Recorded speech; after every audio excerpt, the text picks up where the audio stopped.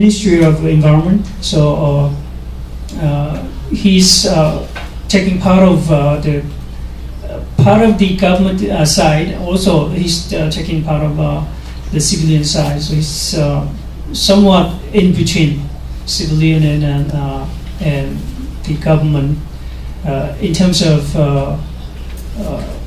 the church. I'm actually participating in these activities as an PR professor, so that people get higher publicity why we are doing this and why this protection of DMZ and other environmentally sensitive areas is important. So you can also thank you. Your comments very crucial to what he's doing. He's also. I think he's going to be taking your comments very seriously, so that he can reach sort of resolution to solve government issues and also civilian issues in terms of the church hold the areas of the DMZ. Couple more comments or one more comment, if you have.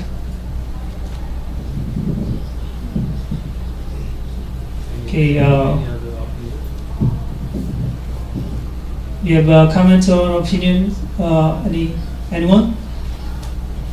I'm sure you're hungry. It's almost one, so it's time to close the session now. Dr. Chen. Yeah. Thank you for your opinion, especially a member of National Assembly in Senegal, Mamadou, and Director Boregana Sek. Thank you for your joining us, and your suggestion to make the Global Trust is very precious to us. In Africa, there is a member of our network. It is our great fortune. Later, we will contact you again. And Deputy Director Nam Lee said the Global Trust someday we wanted to the North Korea could join us as a member of Global Trust. And 10 years ago, we tried to make a transboundary biosphere reserve between the north and south, especially the DMZ area. But the North Korea did not hear our voice. But we will try to endeavor to make transboundary trust world biosphere reserve between the North Korea and South Korea. As the organizer, we are obliged to give our great thanking for our all participants, and especially our younger generations, young boys. If I wanted to retire, we should foster the younger generations. Yeah. This is the end of our workshop. Thank you very much. Just a moment. Sure. Last epilogue. Yeah. 짧게 하겠습니다. 네. 제가 소속되어 있는 곳이 더 내셔널 네이처 트러스트이기 때문에 플로어에서 또 혹은 이렇게 코멘트 해주신 여러분들의 그 말씀을 잘 새기고 또 그런 것들을 실행할 수 있는 그런 방안들을 잘 이렇게 찾아보도록 하겠습니다. 오늘은 저희 법이 가지고 있는 그런 어떤 특징들, 그런 것들을 좀 중심으로 말씀을 드렸었고요.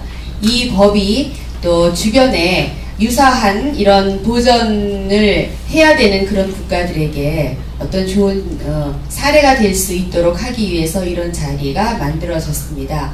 또한 어저께는 이러한 방법으로 어떻게 우리가 공유재산을 만들 수 있을까 하는 것들에 대한 논의가 있었던 보존 캠퍼스를 저희가 또 어제 운영을 했습니다. 어제 보존 캠퍼스와 또 오늘 이 지정 워크숍에서의 그런 내용의 결과물들을 가지고 저희들이 시작한 이 사업이 잘 진행될 수 있도록 하겠습니다. 특별히 글로벌 트러스트를 선언함에 있어서 저희가 추진하고자 하는 내용 중에 DMZ의 사례가 오늘은 중점적으로 다뤄졌습니다. 그러나 이 밖에도 저희 그 전 국토를 대상으로 꼭 보존되어야 될 그런 사이트들을 저희들이 잘 보존하기 위한 프로그램을 7가지 영역으로 나누어서 하고 있습니다. 백두대간, 그 훼손된 이런 고속도로라든가 또 이런 논이라든가 밭이라든가 이런 것들로 해서 훼손되어 있는 구간들을 복원을 해서 야생 동물들의 안전한 서식처가 될 수 있도록 하는 그런 운동이 또 있고요. 또 해안선을 그 갯벌이라든가 많이 이런 것들이 간척이 되어서 그 해안선이 많이 훼손되고 있는데 이러한 문제들에 대해서 저희들이 또 관심을 가지고 보존 활동을 전개하고 있습니다.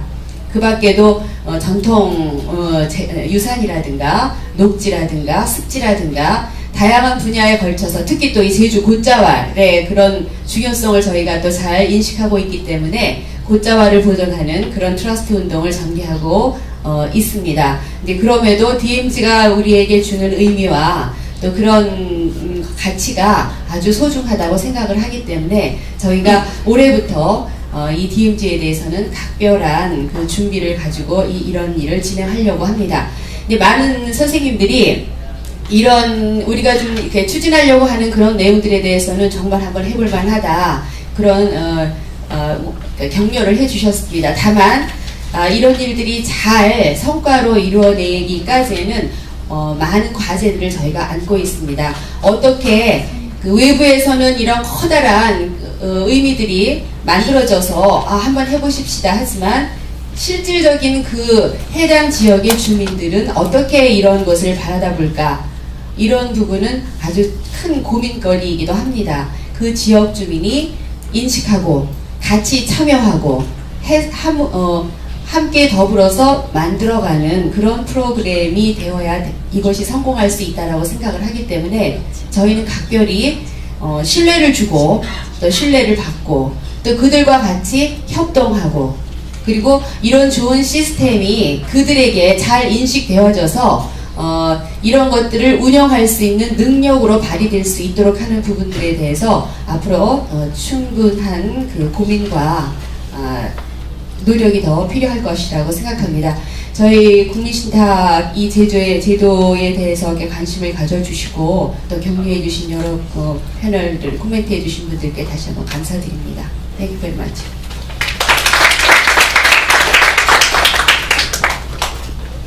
Thank you very much. We are closing this session, and thank you three discussants and also the audience floor. Good news. There's sandwiches ready for you in the back. Please enjoy and have a wonderful day in Jeju. Thank you very much.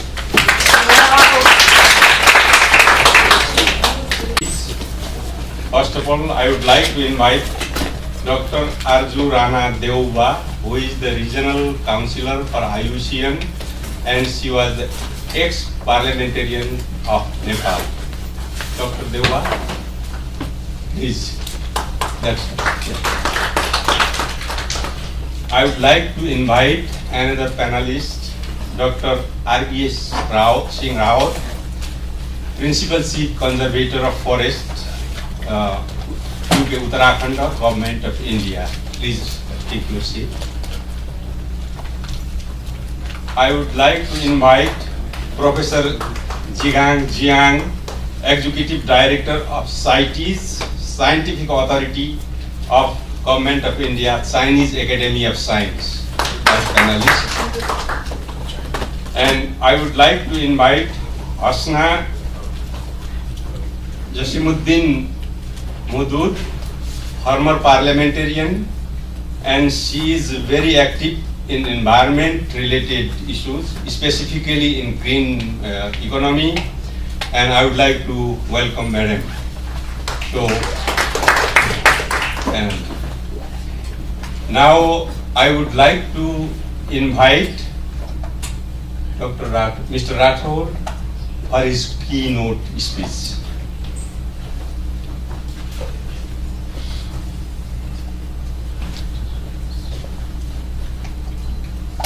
Slide.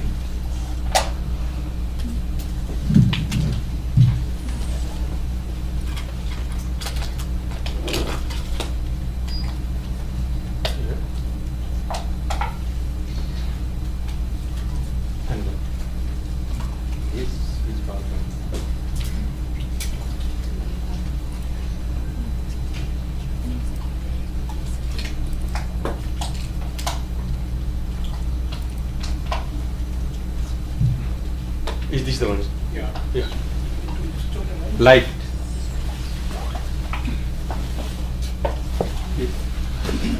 How can you reduce the light? Okay. Oh, I'm missing it. Okay.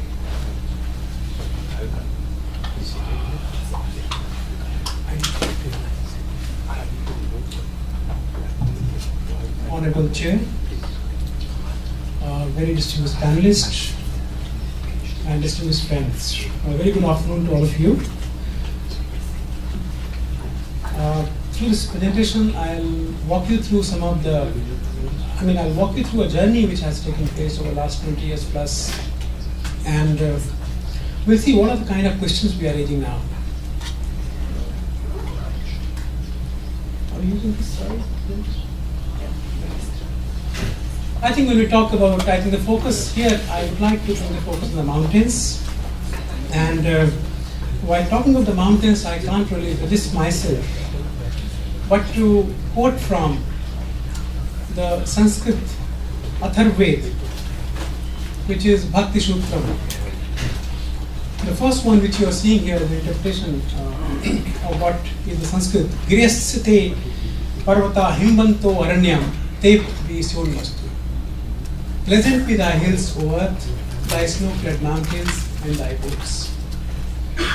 So this is a prayer to the mountains, which is so much ingrained, strongly ingrained in thoughts, the cultural ethos of a large population of Hindu Kush-Himalaya region. And the second one, if you look at, again is quoted from Atharvaved, which says, Mate gate bhum viknami chipram tadapi rohitu. Mate marma vimagvari, mate hriday aparipam. Whatever I did from thee, Mother Earth, may that have good growth again. O purifier, may we not injure thy vitals or thy heart. This was the cultural ethos. These were the cultural ethos which was so strongly ingrained into a population which largely inhabited the Hindu Kush-Himalayan region. And we'll see, next please, how we would like to contextualize the discussion in such cultural ethos, particularly from the Indian Himalayan region. It's important because the way we like to raise some of the questions and way forward, some of these ethos will be very, very valuable. Yeah, next please. I talked about the journey which is 20-year-old journey. And if you look at 1992 and 2012, which is 20 years, which is Rio plus 20. And if you look at the mountain agenda, how the mountain agenda actually has grown, both in size, but I think more in the nature. And if you look at the mountain got prominence in Rio, the Rio 92, but it was more of a biophysical acknowledgement of the mountains and the kind of intervention which are required. But Rio Plus 20 does provide does acknowledge and recognize the mountains for their high vulnerability, poverty, biodiversity, and water resources. And so I think it's more complete picture of the mountains now coming through. And it also does provide political commitment and call for international cooperation for supporting sustainable mountain development. This is a 20 years of journey from a biophysical angle to the mountains to a more complete holistic acknowledgement of issues which the mountains face and the people in the mountains face, and how they can actually contribute to the sustainable development goals. Next, please. Now, the mountains are a rich source of water, food, and energy. We all understand. And water, food, and energy are going to be the most critical issues of the 21st century. And the natural supplies will be critical. The glaciers and the snow-clad mountains are the water towers supplying more than 50% of the fresh water needs of the world population. Next, please.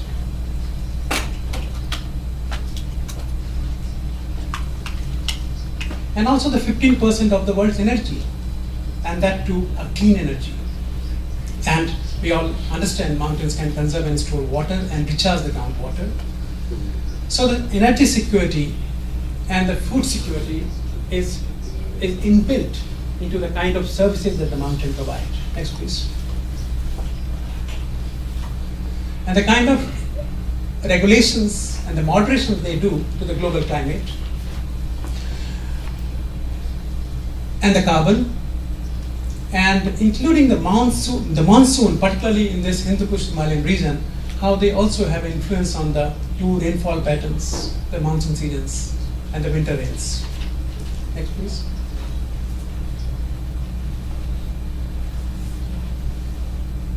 In fact, there was a lot of discussion in the plenary which happened yesterday in the Leaders Forum also, and there was also discussion on the wild food and land races.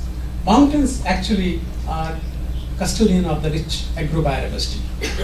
And many of those so-called orphan food or the forgotten food in terms of millets, the mountains are a very strong repository, and of the wild biodiversity as well. So if you look at the wild relatives of rice, citrus, and domesticated crops, fruits and vegetables are found in mountains and hills. And in case of crop epidemics, which again might get linked to the climatic variability, we may have to actually tap them if we are not tapping them already. Next, please.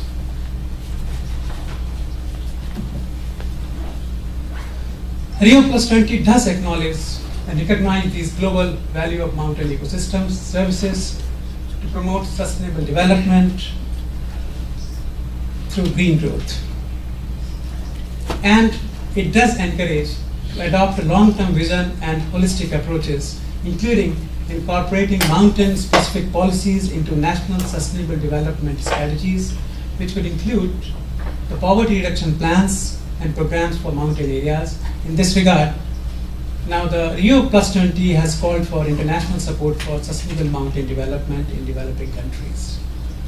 Now the focus on livelihood, the focus on poverty, the focus on ecosystem services, and so not acknowledging but also valuing the ecosystem services is and then linking it to the whole livelihood and poverty issue, I think is a major shift which has taken place. Next, please. Next, please. Next. Now, but there's a huge potential out here.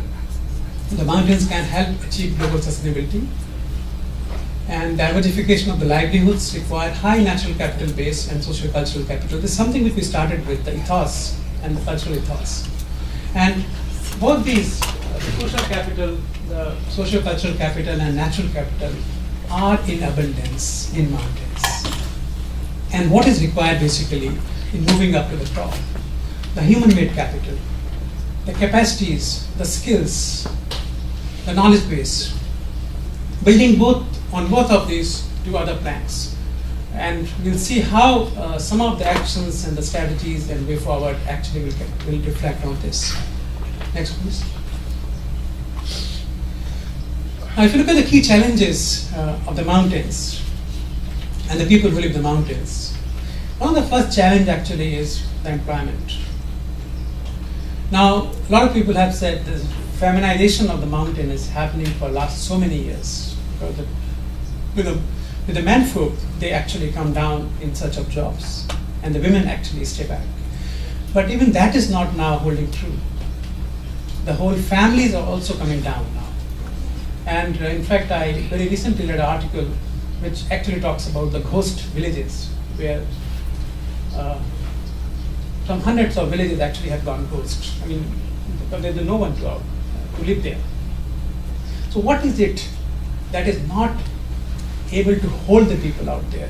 And simply in terms of the employment opportunities, which we are not able to create in the mountains. And the youths in particular, we're losing on the youths. Youths are the first to actually move out in search of better opportunity. Now, so long as it is a lucrative opportunities found elsewhere, if you want people to move out, there's no problem.